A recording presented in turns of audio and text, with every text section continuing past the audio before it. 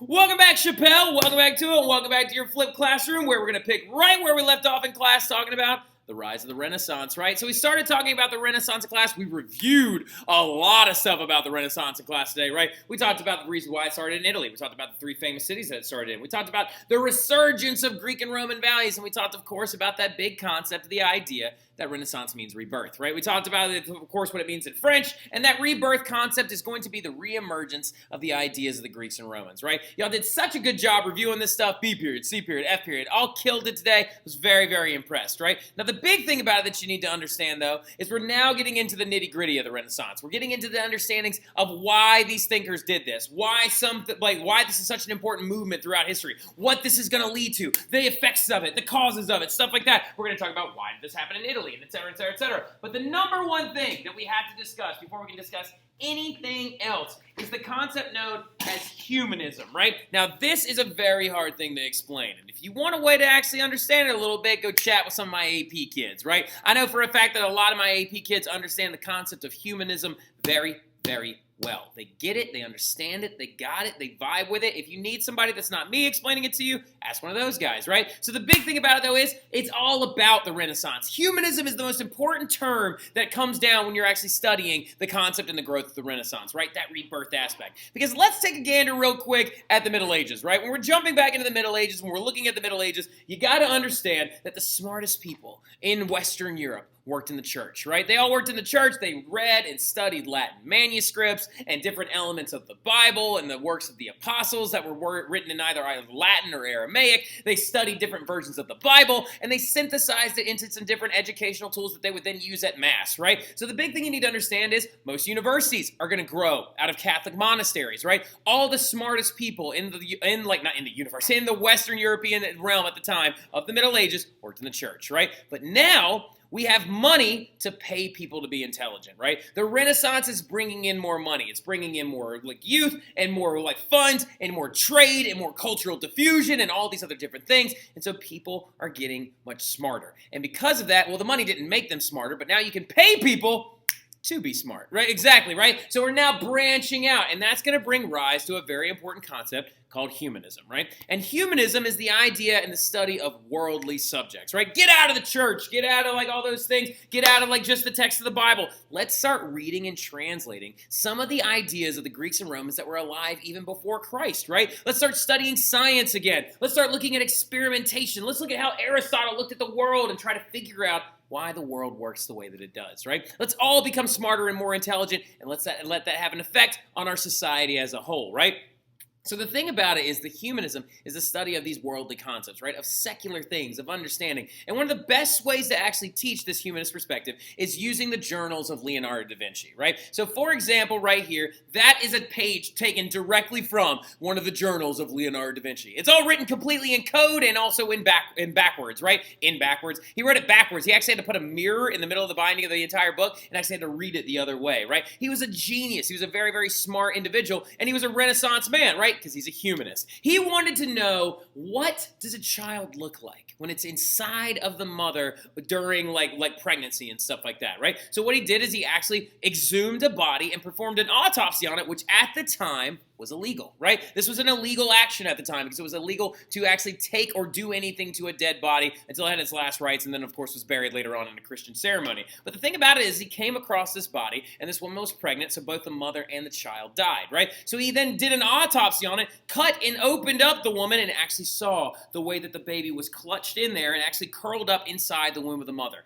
Why did he want to know this? Why did he need to know this? He just needed to know. He wanted to know. He wanted to become more intelligent. He wanted to be a better rounded person. He wanted to be the best possible individual that he could be, right? Mr. Terry is a big fan of humanist perspective, and Mr. Terry is all about it. It's why I can't stop reading constantly. It's why I always want to get smarter. It's why I always want to know everything I can, because if I don't know it and other people don't know it, then it will die one day, right? So the thing about it is that humanist perspective is really important. And the most famous image of humanism in general that has to do with Leonardo da Vinci has to do with the idea of the Vitruvian Man, right? The Vitruvian Man, as you can see right here, is a device that, or not a device, but a drawing and a study that Leonardo da Vinci did in another one of his journals, right? And in one of these journals, he actually tried to figure out the proportions of the human form. And he actually realized this by taking measurings and measuring tape and things like that, and figuring out is the human body proportional? Length, width, height, stuff like that. And he actually figured out that the human form is actually equal in your height to your wingspan. Fingertip to fingertip is actually your height. And I measured mine earlier. I'm actually 6'1". And if any of y'all want to actually test me on this or whatever,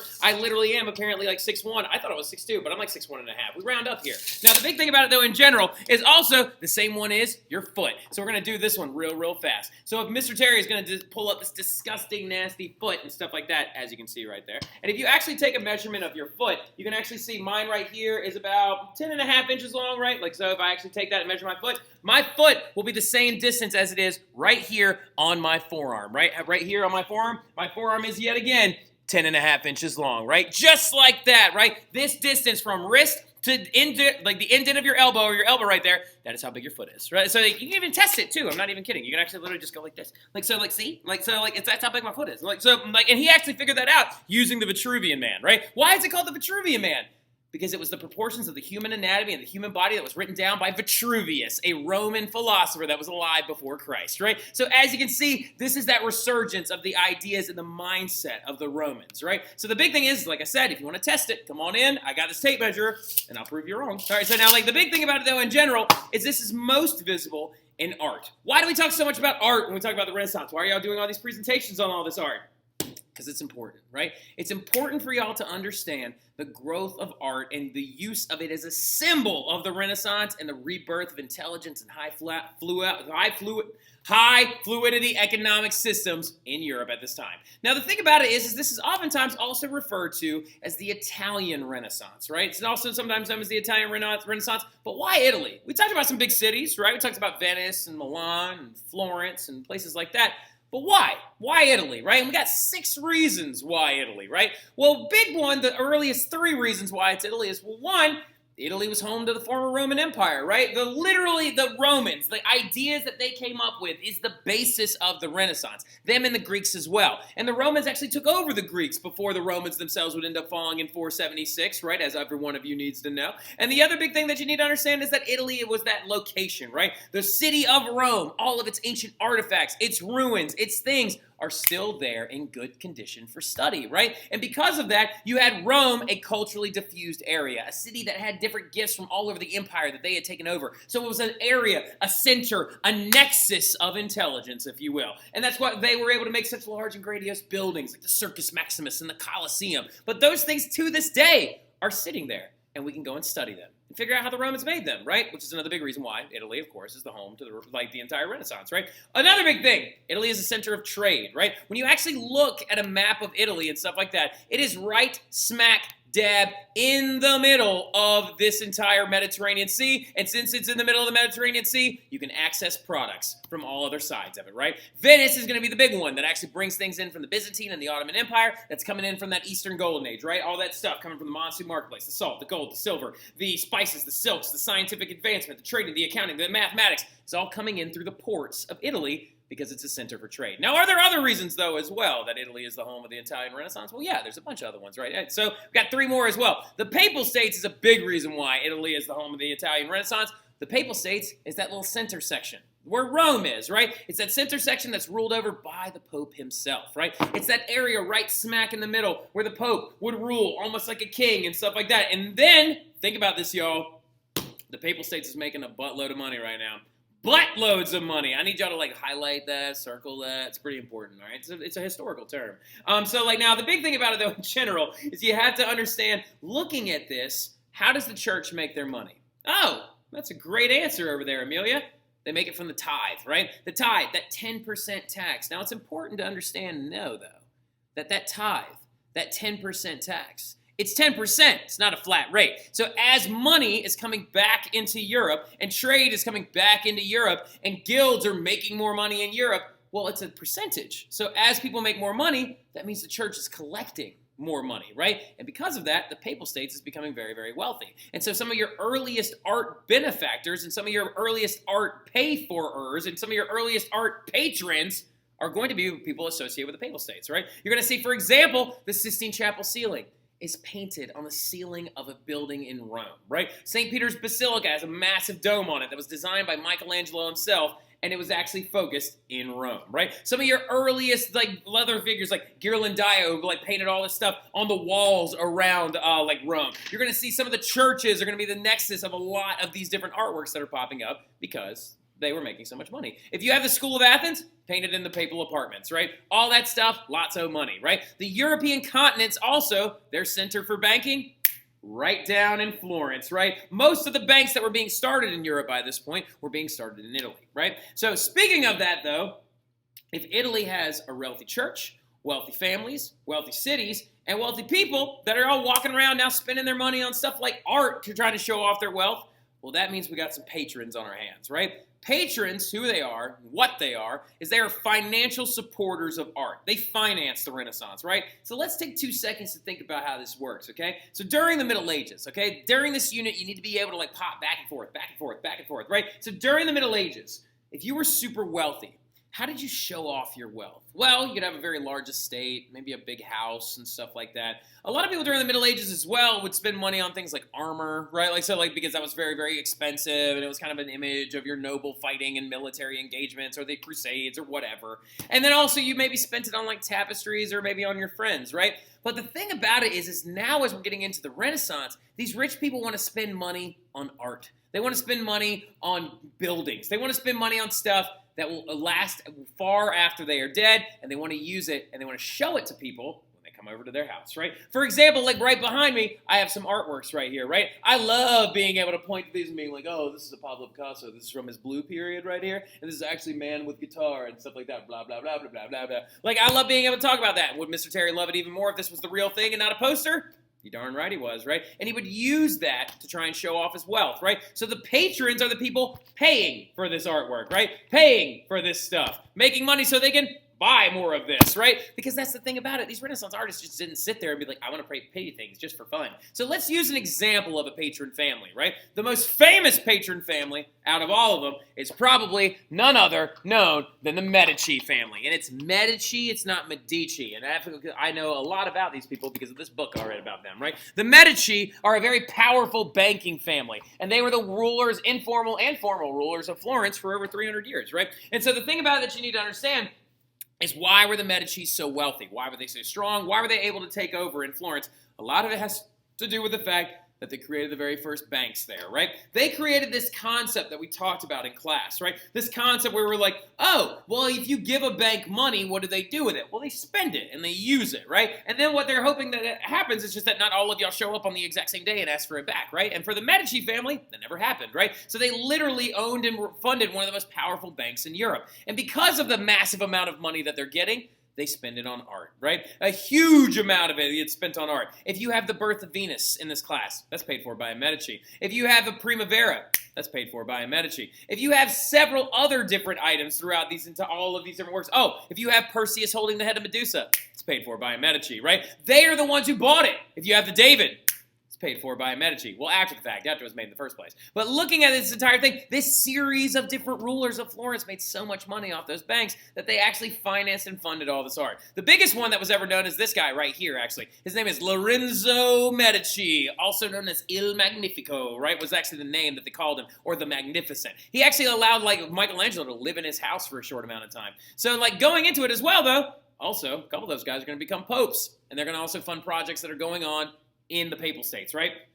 So really quickly, though, if we got the Medicis buying art, we got the popes buying art, we got all this stuff going on, what makes this art so special? Why is it so much better than the art that came from the Middle Ages and stuff like that? Well, you have to understand that this art is better for a lot of different reasons, right? One, and more than most importantly probably, is that it's much more stylized, right? It's much more well done. It's much more styled by the artist. It's proportional. It looks like the subjects that they're painting and stuff like that. And also, their new art represented humans and landscapes very, very well. When they painted trees, it looked like trees. So when they painted human beings, looked like human beings. They also used perspective and real-life artistic examples. Depth, proportions, shading that made the art look much more textured and real. The play of light and the movement of different items to try and give these different things a better appeal, right? For example, if you have the Birth of Venus, this one right here that I've seen not once, not twice, but 3 times in my life, as you can see, there is movement going on with this art. It's beautiful, and it demonstrates a moment in time, not a real moment in time, but a moment in time almost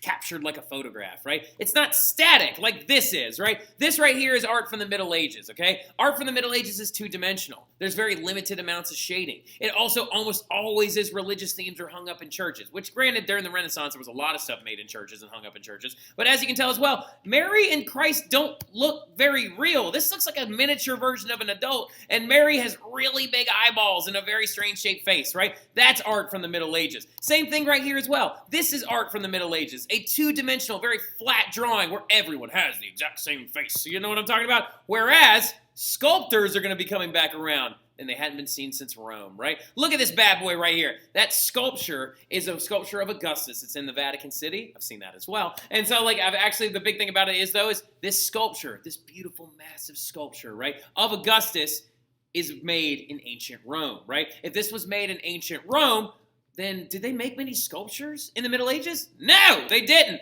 This one was made in ancient Rome as well, right? That's actually just demonstrating Hercules defeating the centaur Nessus, right? And so the thing about it is, though, is now you got the David coming along. You got the Perseus and the head of Medusa. You got the Pieta by Michelangelo. All those being a resurgence of sculpting and sculptors where they would study human anatomy and actually make them more proportional, much more lifelike, much more real, right? And as you can see, Middle Ages gross, ancient's good, and then here comes the Renaissance, right? This right here is another very famous Renaissance painting. That one is known as the Madonna with pomegranate, right? And here's an interesting thing that you need to start looking up in a lot of your artworks. The Madonna with pomegranate is actually originally by Botticelli, right? And here's a picture of me actually standing in front of it and looking at it. Yeah, I know. I actually went there like this summer and stuff like that. It's one of my favorite paintings from the Renaissance, right? But the Madonna with Pomegranate by Botticelli, it's a very, very interesting painting because it demonstrates heavy Renaissance themes. Look how realistic the people actually look. Look how they all have different physical characteristics that make them stand out from the rest of the people in the image. And also look at the minute details. Look at the halo behind baby Christ's face that is actually very faint and just drawn in there to demonstrate his holiness, right? Look at Mary actually being like veiled and like very, very like the Queen Mother in a sense as well. And also look at the different archangels in the back, like Gabriel holding the lily right back here behind her. But look at this little symbol, okay? That pomegranate. That big deal right there is the pomegranate, why it's called Madonna with pomegranate, right? Now, this is a good thing you need to try and look for in your artworks, right? Why is it a pomegranate? Why? That doesn't make any sense to me, right? Well, it's because pomegranates are full of these tiny little red seeds, right? And the pomegranate is sitting right over top of where the Sacred Heart of Christ will actually sit later on in his life when he becomes 33 and eventually sacrifices himself for humanity, right?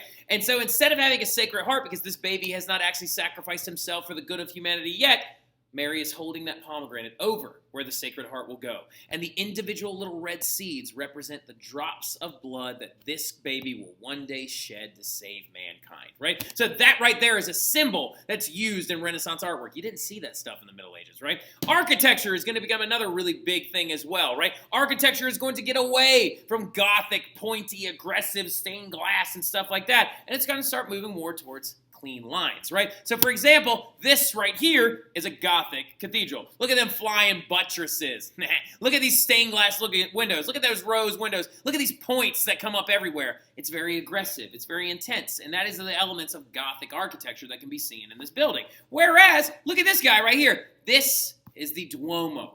Okay, and that right there is the Dome by Filippo Brunelleschi, right? Like, oh my God, it's one of my favorite buildings I've ever seen. It is absolutely gorgeous. I love this building, and a lot of our students got to go and see it this summer when we actually went to Italy. And it is considered the biggest freestanding brick dome ever, and this is more Renaissance architecture. Look at the smooth lines, the cleanliness of it, the symmetry, and also it was built without any wooden centering whatsoever. And inside the dome is this massive, beautiful fresco, right? Painted by a guy named Giorgio Vasari, which actually also has a devil eating a bunch of naked guys on the inside of it. But we'll talk about why that is a little bit later on when we get to Dante and the Divine Comedy and stuff like that, right? But he believed, like architecture during the Renaissance was believed to be much more clean and not so disorderly like this was, right? Instead, much more fluid, much more dynamic, and much more pretty, right? So now the big thing about it, though, as well, that you have to understand is writings is the true bedrock of the Renaissance, right? The Renaissance has a lot to do with visual art, okay? It's like we're going to make things better, we're going to make more money, we're going to do all these different ideas, but writings is where it all really, really began, okay? Because remember, where were the smartest people that the world had actually seen, or not the world, but where were the smartest people during the Middle Ages? Well, they worked in the church, right? And they worked constantly with texts, right? Looking at different things by ancient Roman scholars and stuff like that, and translating them back over. Well, the thing about it is, writings are going to be the thing that kind of kickstarts the Renaissance. The visual arts actually kind of come later, okay? And the writings are going to be writings of philosophy, scholarly articles, and they're even going to write guidebooks on how men and women could achieve success, right? So this is really, really big and very, very important to our understanding, okay? The very first writer that you'll ever see is this guy, St. Thomas Aquinas, known as the father of scholasticism and the saint of scholasticism. Now, some of y'all are probably sitting back there right now raising your hand and be like, well, Mr. Terry, I thought you said that we were getting out of the church and we weren't focusing on that so much. Well, calm it down a little bit over there, okay? I love the questions and stuff like that. I love how inquisitive y'all are. C period, I know that's a big C period question, right? So really fast, though, you have to understand is the Renaissance kind of does start a little bit in the church because some of these different thinkers are going to start imbibing and actually using and translating some of those old Greek and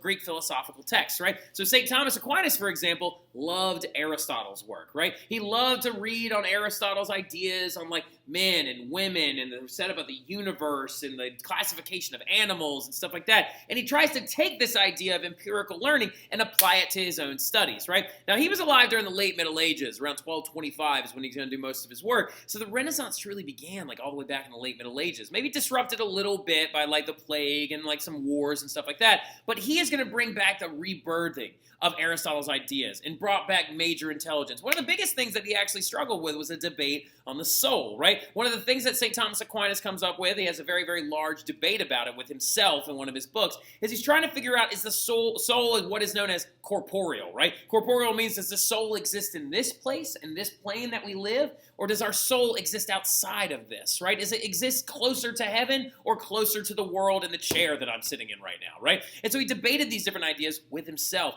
and he brings back that idea of scholasticism. Going outside the Bible, going outside the works of the apostles, going outside the works of the disciples, and studying things by people that were alive even before Christ, right? And this is going to bring birth to scholasticism, and it's why we say a prayer to St. Thomas Aquinas, right, before we do our exams, because scholasticism is about being a scholar, right? Studying not your one thing, but studying everything, right? And of course, his ideas are going to be the basis for modern Catholic education, right, which is really, really big. Now, another really famous guy is a dude by the name of Dante Alighieri, right? Now, Dante Alighieri is going to be very important to our entire studying understanding of the Renaissance, right? Dante, who was alive during the early 1300s and 1330s, is an epic poet.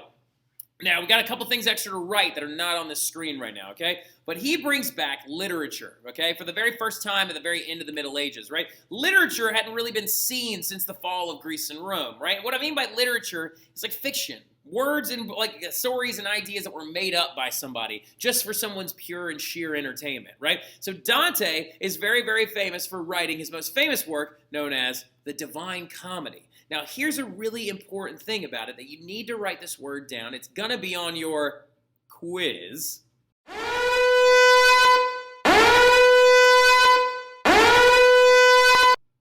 That's right, we're having a quiz on all this stuff when you get back, all right? So make sure you took good notes, all right? Now, the big thing about it, though, is, and also especially write this down, the word is vernacular, right? V-E-R-N-A-C-U-L-A-R, all right? The Divine Comedy was written in a vernacular language. It was written in Italian, right? So other people that could speak Italian could go find this book and read it, right? And the Divine Comedy is a really, really cool story that actually written in its original Italian that Mr. Madrano loves this story. And if you ever want to ask him about it, please go up and ask him. He loves talking about the Divine Comedy. He wants to read it in its original Italian one day. But the big thing about it, though, is the Divine Comedy is about Dante himself apparently going on a journey through hell, purgatory, and heaven and writing down the things that he said he saw, right? Now, did he actually do this? No, but he actually wrote a story as if he did. And you actually can see even later Renaissance artists, they make maps of it, right? This right here is by that same guy that did the Madonna and Pomegranate, the same dude, Botticelli, who did the Birth of Venus, who did the Primavera. He also did this, which is a map of Dante's Inferno, or the hell that Dante described. And what we're going to do is we're going to start off in class talking about that right there. Dante's Inferno and his map of hell. But I'll see y'all soon. Y'all have a good one. Have a great virtual day. I'll see you when you get back, all right? Have a